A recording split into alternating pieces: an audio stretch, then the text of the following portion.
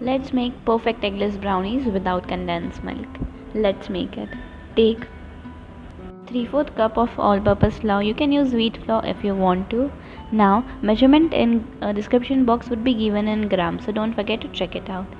Add some baking powder and baking soda as we are making it eggless. Now melt your chocolate and butter in double boiler or in a microwave. Now take some curd and add some sugar to it. Now whisk it until the sugar is completely dissolved. Now add this to your melted chocolate mixture. Now mix it nicely until it's completely mixed into your chocolate mixture. Now add this to the dry ingredients and make sure you have to fold it, not whisk it up. Now fold it until it is completely mixed. Now bake this in a preheated oven for 18 to 20 minutes on 180 degrees Celsius. Make sure not to overbake this. The brownies would be look like it's not cooked in 20 minutes, but yes, it would be cooked after it cools down. Cut it in a number of pieces you like and enjoy it with some ice cream or whatever you want, or you even can enjoy it as it is. Bye bye.